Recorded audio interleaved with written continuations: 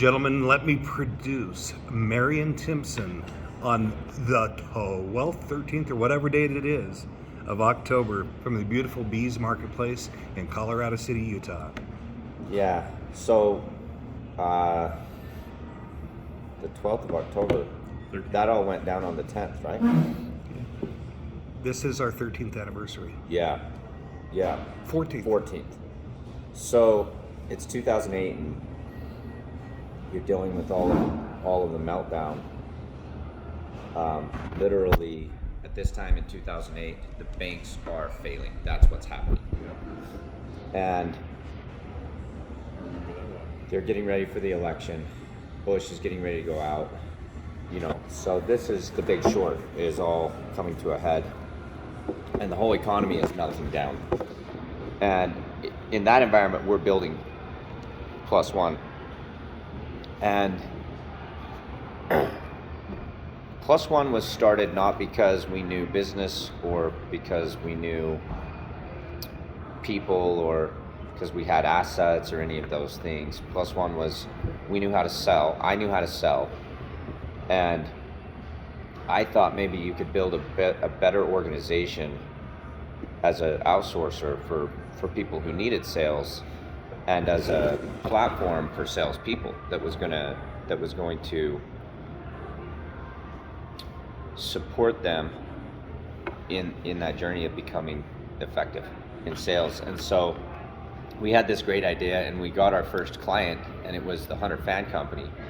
And they had a product called the Arginus Air Sterilizer that was on TV. And they had been, strangely, they had been trying to get that product off the ground at the company that I used to work for, which I had no idea of this. It was a pretty big company, and I just left and thought, I can do this better. So they had this air purifier at $600. They're trying to get sales, and they're converting at 12% with $100 media cost per call. So you're spending whatever it is, $800 to get the $800 in media cost to get a product sold at $600. And so we get connected with them, and we're nothing. We have 10 cubicles, and we don't even have computers. In fact, when I signed the contract with them, we didn't have cubicles. So everything you would associate with everything you would associate with a call center, we didn't have any of that. We had a website that we had built on Yahoo Web Builder, and then we had me, and I was good on the phone. So I sell these guys over the phone and get business is done over the phone, and I'm good on the phone.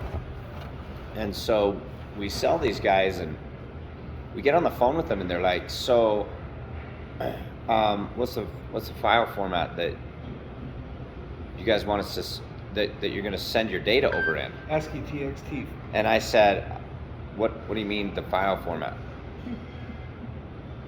And they're like, well, is it going to be a CSV? Is it going to be, we need to know like a file format, like how many columns and then comma and then how many, and what does this row of data look like, and what is the breakdown, and then what is the first field, and what is this? And I'm like, oh yeah, because I took a coding class in high school, so I'm understanding what they're saying. And I'm like, oh yeah, I'll get with my guy and we'll get that to you.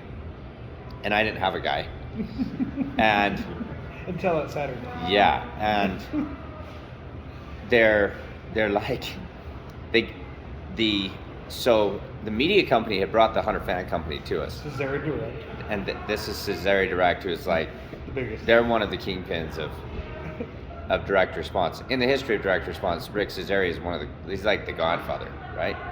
He's been a part of all the major things. And so this is his shop from Seattle. And Bainbridge Island. Their account executive calls me on the phone after the meeting, and he's like, I'm just going to ask you a question. Like, I don't want to be rude or anything, but do you have any clue what you're doing? He says, you're asking questions we've never heard asked before. Like, this is standard operating in this industry, and you're asking, do you have any? I was like, oh yeah. I'm new to this, but my team knows what they're doing. Da da da da da. You didn't have a team. No. And what I had was a buddy who I had gone to high school with that was an entry-level developer. And I went to him and I was like, so what I need you to build for me, and now today, as things go, he's a elite software developer, codes his software for this big banking organization. Like today he's badass, but at the time I went to him and I said, so I have a website and I need that website to pop a script. So when a phone call comes in, I need it to pop a script, and I need it to have my script on it and collect the information from the phone call. And then I need it to send these guys the data from that in their file format. And he's like, okay, I think we can do that for you, but he's kind of like nervous. And so I have this conversation with him and this other guy who's not even a coder, he's a designer, who I also went to high school with. These are two buddies that I hadn't talked to in years. And I mean, at that time I was only 27, so years meant like 5 years or whatever. And I get off the phone with them and I'm like, in my head, I'm like, I don't think they know what I'm asking. That's your microphone, by the way. If you put it on, you'll be able to hear everything. That's fine. And so I'm like, I don't think they know what I'm asking them for. And on top of that, there's no way they're going to have this done. So that was day 11 this before is launch. Yeah, so this it would have been today 14 years ago. This is this conversation with them is like early mid-September. Okay. And what happened was we did a test and hand coded all the information into Salesforce. We did a test, and this was all setting up for a test. And so what we agreed was, hey, it's going to take some time to build that. So why don't we just, in this one test, do everything manual? And they're like, oh, that makes sense. It's only going to be 100 calls for the test. So they send us the calls, and in the test, the deal was if you guys can convert over 40% on the test, we will spend money in Q4. And we'll go dark in October, and then we'll come into November ready to spend, and we'll have $5 million to spend in media. 5 with an M behind. Yeah. So motivation. Yeah. So, but at the same time, the other company that had been in business and been doing this for years and years was at 12%. Well, I looked at the script and I look at the ad on the television. I'm like, I could convert this to 60%. Like, I don't know, how are you at 12? Like, what is wrong with people? Literally, what's wrong with people? So I say, send us the calls. And so we go and pop up 10 cubicles and 10 I did the second set of cubicles. Second-hand computers, pop up 10 second-hand computers that are second-hand from second-hand. They probably ran Windows 95 on them. I think they ran Windows XP is what they ran on them. And we pop up this system. We have these. He got one of his brothers, Anthony, Yep. to come up and make sure that things were standardized on it. But the only thing they had was a browser, a working keyboard, mouse, and headset. That was it. Yeah. So these are just stripped down. We had $20,000 in a bank account, basically on a credit card to get some stuff. His two brothers and his dad. And these guys come out to visit us and to train us on their product. And we meet them in a conference room, and we meet them with with about 25 salespeople that are mortgage salespeople. So these are top tier professional salespeople. And they're like, whoa, you were not kidding. You have the best agents we've ever talked to ever in our life. And these guys are literally just sitting there in the room to get trained on this product to go take one call. And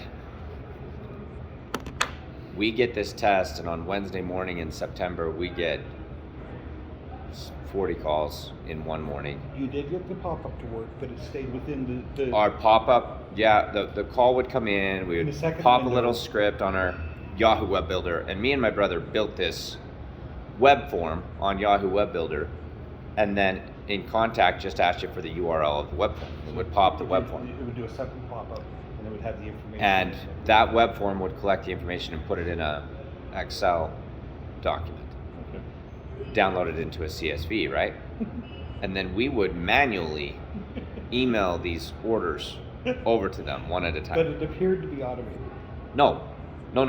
We never even pretended there was automation. We told them straight Well, up, that this was, is going to that be... was our second iteration. not Yes, the first yeah, test. no. This is in September. Like, so we get like 120 calls, and my team converted at 25%. But I took 65 of those calls personally and converted at 65%. And so we killed it on this test.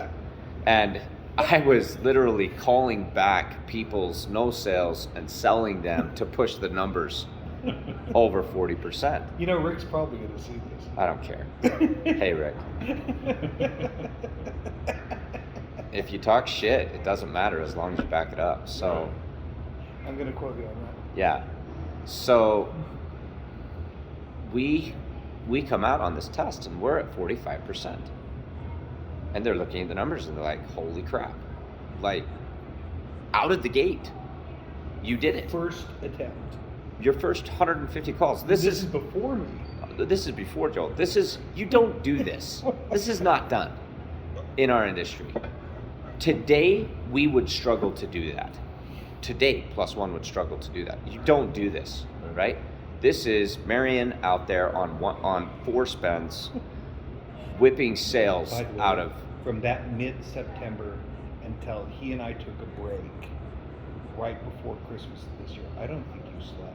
I remember we'd be doing a social with the new team, and I know I'm pushing forward here, but you would say, got to take the call. He'd take the call on his cell phone, and he would remember all the details of the call, and he'd be recording it on his cell phone. Then he'd hand it off to somebody who would go transcribe it, and he'd go back out to the social. That was the Thanksgiving social in 2008. Yeah, I It was at remember your that. house in Mill Creek. Yeah, I remember that. It's crazy. Go on, please. This was, first, as startup stories go, this is One of the best. this is as good as it gets. And so we get this test, and these guys are just like, holy crap. Everybody had a lot riding on it. The chief marketing officer of Hunter Fan, his career was riding on this. He was the one. His name was Gary Fader. And Real quick, background story. The Argina sterilization unit was right during the middle of all the anthrax stuff. They needed to be able to have something that was military grade that could be put into homes. The Argina sterilization unit would take care of that. It could convert a certain amount of cubic feet per minute of oxygen into clean, digestible air. yeah, and it used ozone to clean the air, which was a new technology. That was their touch. So Gary Fader is the CMO of Hunter Fan Company, and he's the reason they're in DR in the first place, and they've spent how many $1 million already, and so his job is on the line, and all these people, Caesarea Direct, their reputation is on the line, and they had been with call center, and everybody had failed, and they'd gone through. O'Brien, what he put out for you. Tim O'Brien. Tim, so thank you so much. So Tim called me actually about 2 weeks after this test, and Hunter Fan Company says, "Kate, November 12th, we will go online with new calls, with call volume. Get ready to rock and roll." Don't worry, it's just rebooting. And Tim calls me on the phone privately, and he says, "Marion, I don't know what's going on, but my whole career is in your hands. Caesarea Direct's reputation is in your hands, and if you can't pull this off, back out now and tell us that." And I said, "Tim, we're gonna be fine." He says, "Okay, well, we got to get all this automation set up, and we got to get da-da-da-da-da, So it's October now, And we have. Let me interject. I had just figured out where I was going to put all the servers for the streamers from whatever Chris's company was called in that time. Lab 11. R&B, yeah, Lab 11. Lab 11. And he knows the whole backstory to the streaming. And we had just reassigned it to this new thing called Amazon Web Services. And we we were on stuff. Rackspace. This isn't you. Remember the stuff I brought over from USD TV, the 178 radio station websites? Yeah.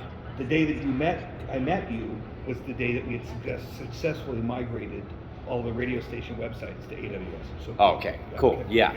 Okay. So all this stuff is new. And one of the decisions I made out of the gate was there will never be a server room in our facility. And there never has been. This is 2008, and cloud technology is obviously going to win the space. I know nothing about tech. Nothing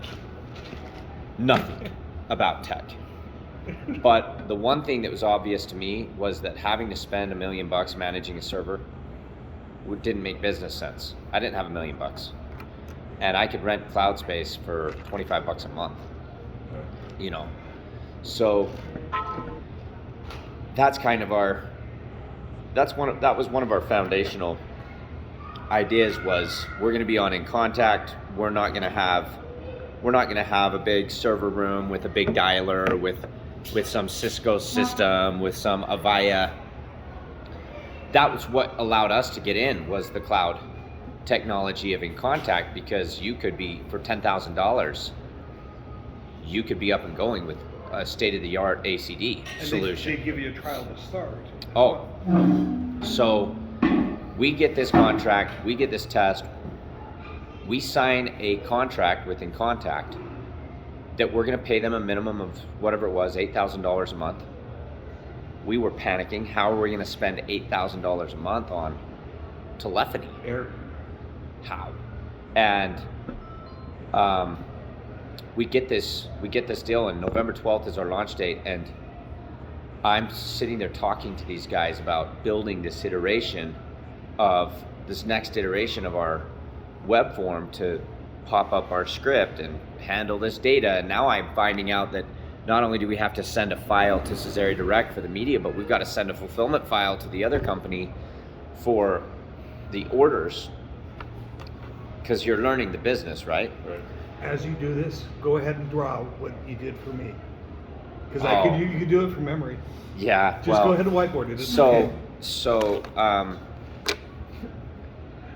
I'm just, it's whatever, 11 o'clock at night, and I'm realizing there's no way that my friends are going to be able to build this. They don't know what I'm talking about, and they're intimidated by it, and I genuinely don't know if they want to.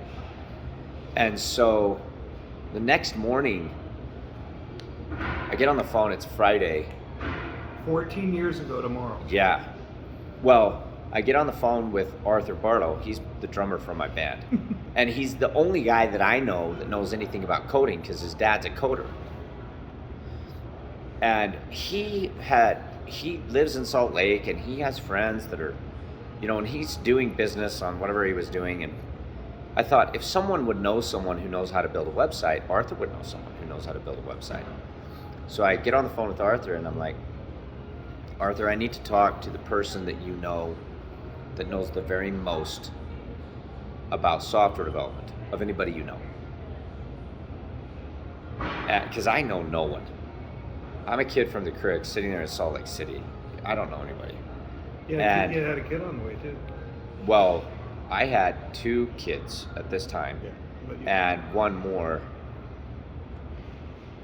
on the way. Yeah. So, anyway, yeah, that's right, one more on the way. That was Lila. So anyway, Arthur says, yeah, I've got the guy for you. His name's Joel Smith. I'm like, okay, can I have his number? He says, yeah. He sends me over Joel's number. And so this is Friday afternoon, and I call Joel, and I'm like, hey, Joel, this is Marion Timpson calling. I've got a project for you. We've got a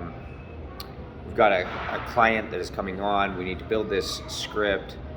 we need to da-da-da-da-da. And Joel says, hey, can we just meet up tomorrow and you can tell me what you're trying to do? I said, fantastic. So then I'm like, okay, I'm gonna meet this Joel Smith guy. This is good. And I get up Saturday morning, I head into my office. My office was a dungeon in this building out in Sandy. Which was about about a mile from my house. Yeah, it's right by Joel's house. And when I say dungeon, I mean the parking lot was a dungeon. It was and this is the first floor of an office building, and it's this huge 20,000 square foot office space. And if you walk clear through the office space, over in the very corner is one office with a light on and a whiteboard right outside of it, and this row of 10 cubicles. I'm gonna go pee. Keep going. Yeah. So Joel shows up, and I'm sitting there in front of the whiteboard, and I'm like, yes, right down that hall and on the hallway to your left. And I start telling him what we need. And he says, oh yeah, that'll be easy. I can do that. And he says, my team can do that. So I'm picturing that he's a coder at first, and then I realize, hey, actually, he's this biz dev guy, and he has these other relationships. And I'm like, wow, this is way better than a coder, because he knows people. Yeah. And if you needed someone who knew a lot of people, Joel is the best guy you could have run into. And so I start describing this, and then he starts, Joel, he immediately starts getting into the vision and into what are you trying to accomplish. And I start telling him about, well, what I really want is I want like this state-of-the-art sales platform that helps salespeople make sales. And it's got all of their data, and it's got all of their efficiencies, and it's got their team's data, and it's built fundamentally around what does it take to help a salesperson. All these platforms are built around what does it take to help fulfillment people, or what does it take to help your finance people. None of them are built around what does it take to help your sales guy. So I get on the whiteboard, I start drawing up, here's how the page would look, and this is where this would be, and those photographs. this would where this would be. And he's like, so I'm explaining a software that we've invested, I don't know, $20 million in, and 15 years. This is an enterprise solution that I'm talking to him. And I'm like, it'd probably take, 6 months to a year to build this. 11 days. Yeah. So I'm like, Joel looks at me, and he's completely unfazed by this. 100% unfazed by me asking him for $100 million software, And he says, so here's the deal. I'm in between projects right now. And you entertain me. yeah, he's like, I'm in between projects right now, and this looks interesting. And I charge $50 an hour for consulting. So I'll give you 10 hours a week. I'll sign a retainer for you for 10 hours a week. I don't know at the time that 10 hours from Joel is actually like 60 hours. And so, because of the way Joel builds time, right? Yeah. And so he says, so if you'll give me a $500 retainer, $500 a week retainer, I'll work with my team on this. We're probably going to have to pay them, but I'll get you a good deal with them. And we can probably get this done for $5,000. So then I go to the Hunter Fan Company and put in my contract. I say, well, it's going to cost $10,000 to build this setup. They're like, that's expensive. I was like, well, we have really nice stuff. And so it costs money to integrate with our stuff. Biting this bullet. They're like, well, he's at 40%, 45%. Yeah. So I just charge them straight up as an integration fee that we charge $1,500 to integrate now.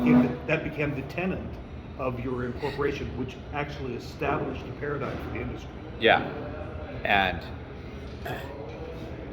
I think about it now. I think about the decision now, and it's one of the dumbest business decisions I've ever made.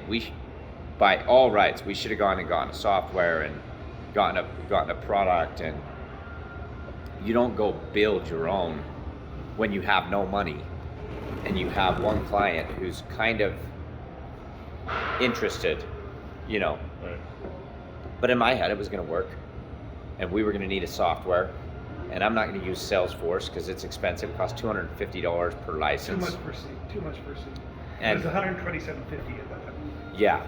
Well, and then you had to get the upsells, so it's like $228 or whatever. Once we got all the stuff we needed, then on top of that, I need a coder to tell Salesforce what to do anyway. In the meantime, shared expressions had just happened in MySQL.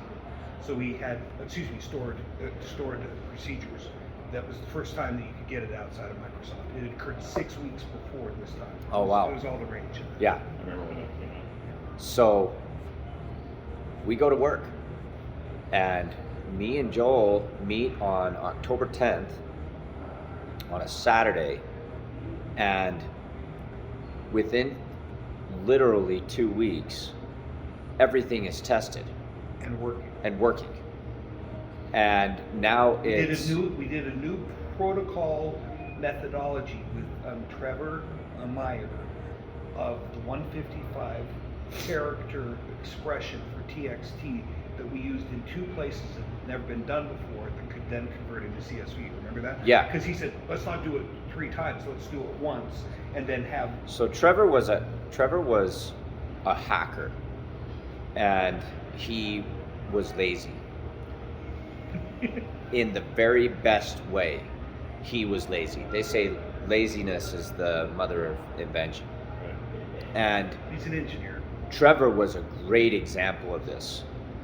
He wasn't mentally lazy, and he loved working. He would just sit there and code for fun. But he didn't like writing code twice, ever. And so his fundamental approach to the project was, Stagey. if I'm going to write a piece of code,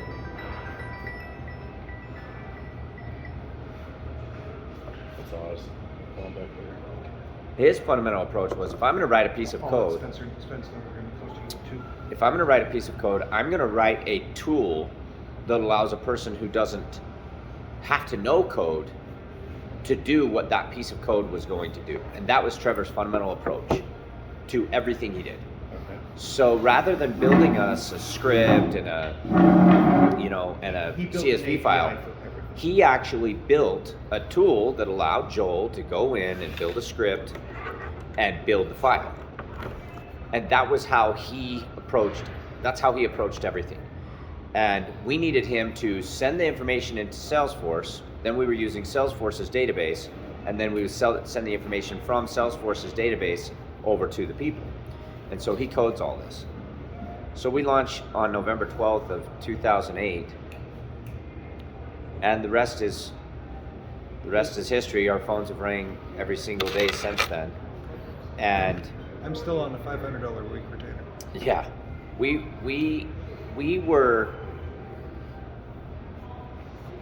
were the shot heard around the world in DR. We came out 40+%. Gary Fader called me just before the Jewish holiday that's around Christmas time. I can't remember what the name of the holiday is. Rosh Hashanah. No, I don't know if Doesn't it's matter. not Ramadan, but anyways, no, Rosh Hashanah.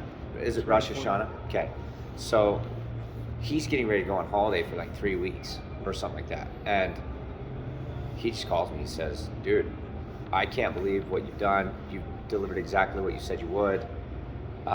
We were making great money, incredible margins. I had negotiated this out because if I take them from 12% You to changed the 40%, entire- you I'm changed- saving them so much money. I ask for double. He what? changed the model also to be able to sell multiples. So all of a sudden, his people Oh. were selling 4, 5, 6 units. Yeah, I tell them one for each room, right? Because I tell them like, can we sell 2 of these on our call? And they're like, well, no one would buy 2. I said, Wasn't the record 9? I would sell 2. Yeah, it was Nine. something ridiculous. Some of these big houses would just buy one for every room, and they were $600. You know, so someone with money, that's not gonna be a big deal to them. And then I said, well, if you'll give the customer a discount on the second unit, they said, we'll sell the second unit for $450. I was like, okay, well, you need to give us a commission when we sell that second unit. So on top of our already big commission, they gave us an extra commission on top of that, because we had a percentage commission for every deal we sold. That was a piece commission. Yeah, it was a percentage of the sale. And then I said, you got to give us an extra spiff on top of our percentage for the second unit. And so we come out of the gate, the margins are incredible, and we make our very first payroll. And our only financial problem. And then some. You had some extra that could give you the additional cubicles. You got better machines. Oh yeah. Better new headsets. Computers. Yeah. Our only problem financially was cash flow, because payroll went out 2 weeks before the invoice comes in. I look back on the space, there's not a campaign that I've ever worked on that could have launched our company other than that one. There were some things that were unique about that specific campaign that made it work for us, and that made us work for it. Serendipity is 100th of the word that it would take to describe what it took to get. It was magic. It really was. It was magic. And Joel came in and was working, his normal 3 a.m. to 10 p.m., take a nap, get up again at 2 a.m. or whatever. He knows it. And he was completely just in growth. There was so much to do. And it was 2008. A lot of people were laying off. And we just had this endless amount of work to do. And we just lean built this company. I came to Joel in January, or early January, maybe the first day after New Year. And I said, hey, we've got to build a second company into our software, a second account into our software. And I said, okay. And he's like, okay. So he goes to Trevor, and Trevor's like, I don't have a software. This does this for this company. He's like, well, Trevor had been kind of bored in late November, because now he had done everything, but we still had him on retainer doing a couple things. So Trevor goes in. We had Level 11 on retainer. Yeah, we had Lab 11 on retainer to do things for us, and so Trevor goes Lab in. 11's the company that took care of all the servers. 9/11? No. Lab 11. Lab 11 was the company Lab that took 11, care gotcha. of all the streaming, cutting problems we talked about earlier Yeah. today. So Trevor goes and builds a database to house all the information That was brilliant. that you could log into, and you could see all the calls on this report. And Joel calls me giddy one morning, probably 6 o'clock in the morning. And or I made whatever him log in. time. And because I was getting up at 2:30 in the morning and going to bed, I watched the phones. So when no one was watching the phones, Marion was watching the phones. So I watched the phone. I just worked 24 hours a day, and I would try and catch sleep in between these phone calls. And they'd wake me up in the middle of the night on my cell phone, and I'd take an order in the middle of the night. I basically didn't sleep for 4.5 years. Oh, I didn't sleep solid. this was one of the craziest grind stories. How many drivers do you have at home that have keys? All our keys are fobs, because it's all Fords. No, but But we have. Did they ever misplace them? Let me see. This is like a child. Take them, attach them to wherever you got the key rings. Oh, the keychains. Yeah, and you'll be able to locate them. Oh, cool. Go sidebar back. Yeah. So, thanks, man. That's awesome. That's more use than just keys. Okay. Yeah, I gotta put that in my wallet. Anyway, so Joel calls me on the phone. He says, "I gotta show you this." He says, "We're gonna call it Pop." And I'm like, "Pop." Plus Soda one pop, portal. He's like, "+1 portal," like a script pops. I'm like, "Okay, that's cool. That's catchy. I like that." Joel's into acronyms. Joel got me into acronyms. I'm into acronyms because of Joel. And he logs me in and he says, "There they are." And I'm looking at these records. It's our calls. I'm like, cool. The novelty of this is completely lost on me. I have no idea why this is cool. He's like, you're not in Salesforce anymore. Right. I'm trying to be as excited as he is, but I don't understand why this I'm is feeling exciting. We migrated a concurrent database from Salesforce, and we were indexing everything backwards into what Yeah. they'd already done. And so I'm looking at these records, and he's like, this is yours. This is your business. We did it without consulting with it. Yeah. I'm like, awesome, you know. I have no idea why this is cool. None. He's like, you could turn off Salesforce. I was like, oh, wow, that's awesome. That's to save me $250 a month, you know. And so we cancel our Salesforce subscription, which you can't really cancel with them. So we still have a rep who calls me every single quarter, and asks me what Salesforce can do for our business. I'm your new rep at Salesforce. What can we do for your business? And from then, we added in a second product, Rug Doctor, into Pop. And we had to rebuild the whole thing, because now we're taking calls on 2 products. And multiple product variances. Yep. Joel is integrating everything, and Trevor's writing this code, and I'm hiring people and managing clients and managing operations, and on the phone taking calls, increasing performance myself so that we can win. Same media company. Yeah, we're working. We're just working. I told Holly, I'm gonna go change our life, and I don't know when I'm gonna be home. I don't know if I'm gonna be home. I don't know where I'm gonna be. You're not gonna see me. And when you do, that's gonna be awesome. And I'll be here as much as I can, but I'm just gonna be gone. I'm gonna be gone from the city. And I told Kristen the same thing. Yep, I just said I'm gonna be gone for the next year at least. I said, I'll check in with you in a year and let you know how things are going, but this is gonna be at least a year of this. And my wife thought I was absolutely batshit crazy. Going in business with this. Remember, I did that cookout at my house right before we did this. We Yeah. brought over the original founding team, and my kids are looking around at all these flowing dresses and everything else like that, and I'm cooking for like 45 people. Yeah, And Kristen says, "What does this mean?" I said, "It's our send off." yeah. And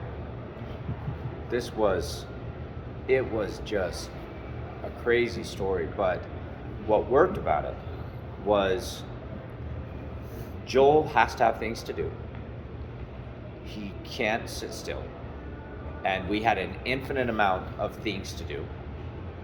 And Joel needed literally an infinite amount of things to do. That's how much it takes to keep him happy. And so we had an infinite amount of things to do, and he needed an infinite amount of things to do. And it was at a time where the economy was so broken, right, that there was a lot of people who really had nothing to do. Literally had nothing to do. So Everything was in a freeze. now, This is 2008.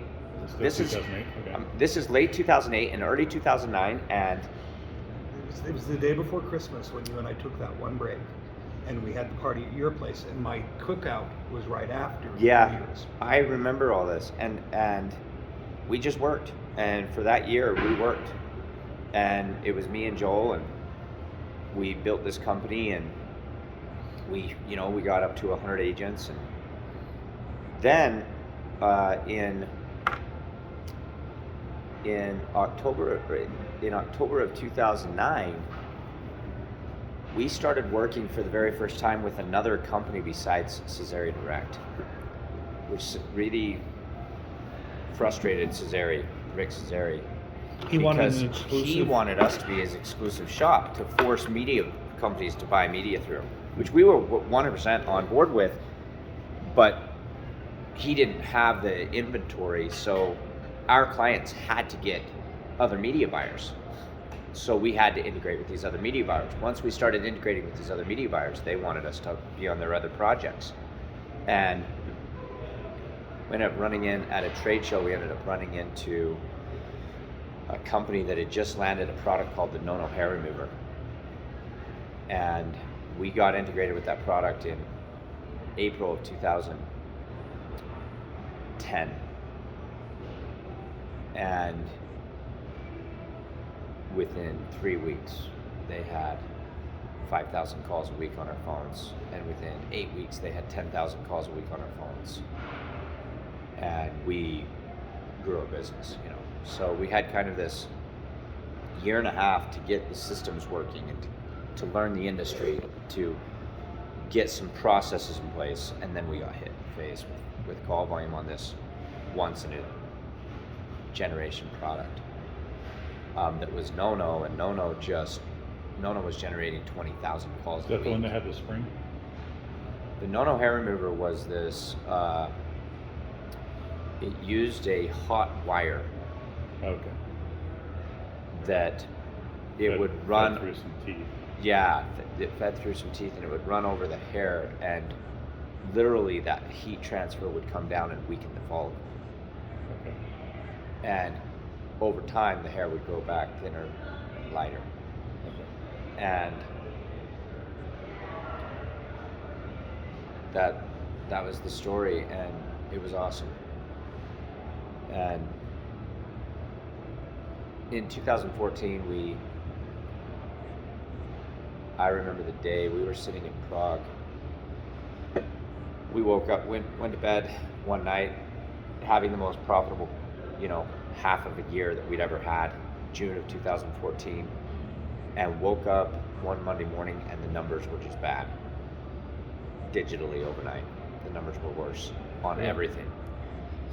And we started seeing the writing on the wall for the infomercial space, and we watched several of the largest spenders on television go out of business over the next 2 years.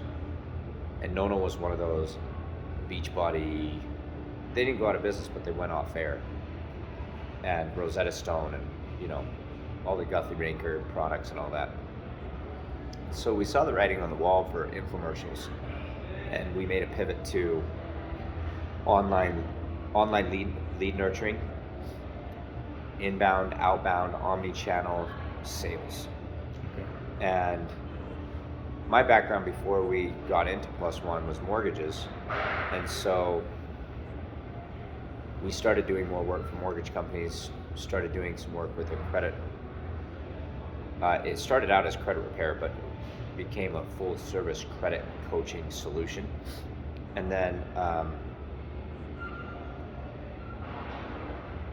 really leveraged our ability to manage salespeople to say, okay, so if we're the best in the world at managing salespeople, what industries require the best salespeople in the world, right? And so now that's where we are, is we've made a full pivot to mortgage, insurance, real estate. Okay. We're thinking about solar. Solar's still interesting. Trying to do that at scale is kind of an interesting problem because the deal changes so much from area to area, Right. power company to power company. Right. So it's not as standardized as, even insurance is barely getting to the point where it's standardized enough to just go. But that's really what our focus is. And so now, pop. Artifacts. This is from Sophie to me, but she told me I might need to give it to somebody. And now I know why I have it. She's a beautiful girl, by the way. That's Your kids are all grown up. Yeah. Yeah. That's nuts, because I remember when we first met, Sophie was just brand new. She was two or whatever. Yeah. Is she 16, 17? 15. 15? Yeah. So she was literally, Are we at a 1.5 stopping or point 2. for this digest? yeah. So that's the story of Plus One. It's pretty incredible. Our vision is that we sell more. More is our product. Okay. We buy, We there's- know more, We know more. we care more, We sell more. and we sell more. And I argued with that, with you tooth and nail, because I saw it as presumption. But you proved me wrong. Yeah. We have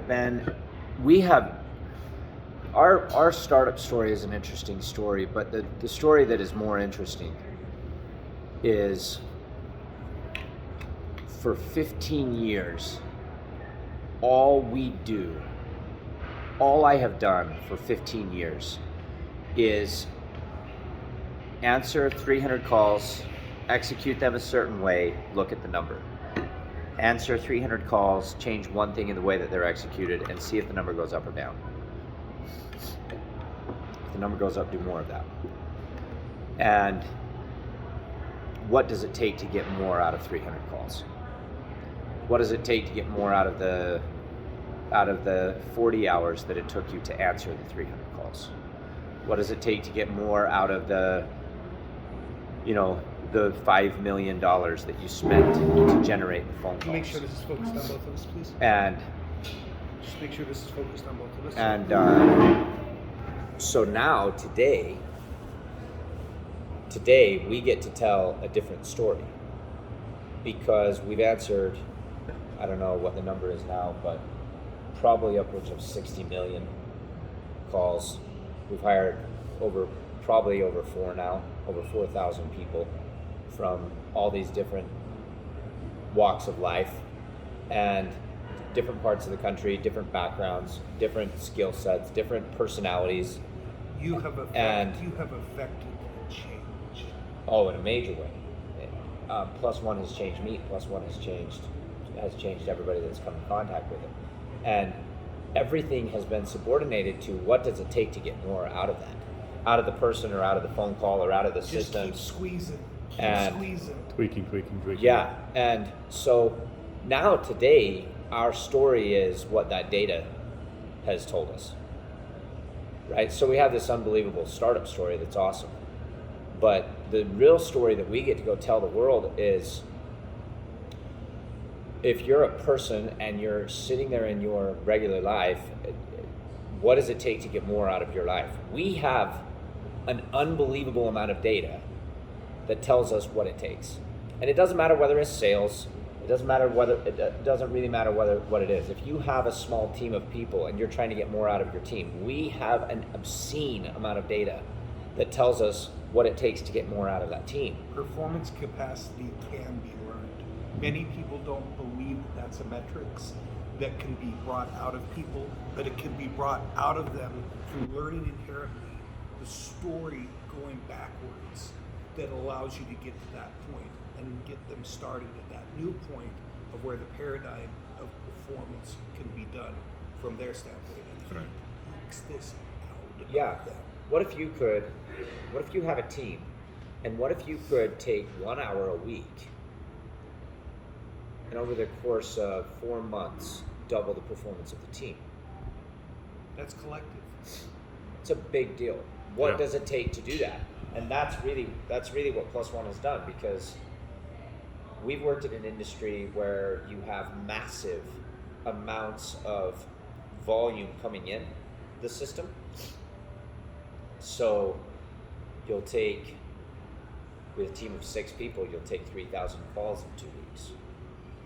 That's a lot of volume. So the call volume is enough to standardize it. It's enough for the law of large numbers to average it out and to eliminate anomaly from your result. And so it takes the result away from being these certain circumstances or this certain type of customer or whatever, and says, actually, the only thing that changed is what happened on the call, or the only thing that changed was what happened with this team. If I have 2 teams and both of them are taking 6,000 calls every 2 weeks, and they're performing at X, and then I go do this with one team, and their performance goes up, and this other team doesn't, I know this worked with this one team. That's all we've done for 15 years. Let's fast and forward. It was POP that gave us the data and the reporting mechanisms, and then we continued to just build out inside of POP what we needed to see. Would it be safe to say that your call metrics has now changed to engagement metrics? Oh yeah. It's no longer a call, it's a touch point, and the same ability to take this performance that you can eke out of people is now a multi-omni approach from an engagement standpoint, from the first point of contact to there's never an end point of contact, because that piece of data is valuable with success or failure. What we've really done is we've reverse engineered people. You're always looking for leverage, and so the question with people is, what is the lever? And it took 12 years for me to decode it and to actually be able to say, this is the lever and this is how you access that lever. And so in business, other industries have discovered those levers. Like we're in a shopping store and the shopping industry has discovered the levers. How do you manage the behavior of the people that come through your store? In a positive And way. so they'll put things on they'll put these items on eye level, and they'll put items that are going to be interesting to the kid on eye level to the kid, so the kid can distract the mom. Because if they can distract the kid enough inside of the store, then the kid can distract the mom enough inside the store that by the time the mom gets to the cashier stand, she's worn out, and her willpower is such that she'll buy the candy bar and the trash magazine, which they have this outrageously high margin on. And so they design the entire experience of the store to pull the levers of the person. How do you pull those levers of your team intentionally, knowingly? How do you create experiences for people that pull those levers enough times inside of them to make it a part of their personality? That this is how they behave because this is who they are. Right. They come in, Without burning him out. they come in and you say, well, this is how we need you to behave, and they don't even, that doesn't even resonate with them. Maybe they've never even, we want you to answer questions with questions. They've never done that before. Even have them practice it and try it. They really struggle to do it. But a couple of years later, they're in some conversation, some important conversation in their life, and now they've learned empathy, and now they have these new tools that are automatic for them that begin upgrading the way that they're interacting with everybody, everywhere in their life, all the time, getting more out of every single one of those interactions, right? And you watch these people's lives change. And that's what happened to me in 2006 and 2007 as a salesperson.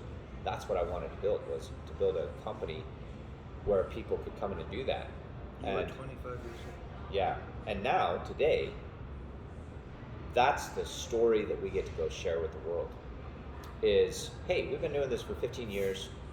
We have more data on this than any research facility that you know, someone at Wharton School of Business will go and conduct a research project with 238 subjects over a 2-week period. I've been conducting a research project with 60 million participants who didn't know about it, 4,000 participants who did know about it, across And I this don't guy- know how many 100 million data points that Joel came and organized into our system originally, and we get to tell the story about that research. And it's an unbelievable story. Can you still to tell. read Joel language? Would you Yeah. read that out loud, please? We will always be friends and move the world, Make the world a better place together. Sign off, baby, and data. Here you go. 14 years of doing this. What date? Today's the 22 October. What's the date? 13th. Thursday, 13th. I couldn't be more You're lucky honored. it's not Friday. I couldn't be more honored to be your friend now than I was 14 years ago. It's an amazing story, isn't it? And it's just It's weird to tell that story because it actually it happened. shouldn't It have actually worked. happened. It shouldn't have worked. I talk to people about this, and I'm like, the number one question people ask me is, how did you think of the name Plus One? The second most question they ask me is, where do you get your energy? And I tell them, I hate waking up in the morning like every other person in the world. Not this guy. Joel hates going to sleep. I think he's afraid of going to sleep. Remember when you were a He goes kid? to sleep pretty quick, I noticed. He goes to sleep out of absolute exhaustion, and his brain just says, hey, buddy, you're done. believe that. It's over. Yeah, he was out in like 10 seconds over. last night. Because he's out, but then an hour and a half later, he's sitting there on his computer, and you're like, what the hell, dude? That's true. Almost exactly. Yeah. So Joel loves his evening nap, and then I've had at it 1 too. o'clock in the morning, yeah, he's back up, and then he'll maybe get another nap for a couple hours or for an hour, depending on the situation in his life at that time. But it is an amazing story. They're fascinated by the amount of energy that you have, but the number one question people always ask me is, how'd you think you could do this one? And I said, I wanted a company that was going to never stop. That when we were the best in the world, we would be getting better because that's who we were. You know, one more, just more, always forward. Plus one. Remember how I talked about the fact that things are never complete. They're just their latest iteration. Yeah. That's. And we've been true to that.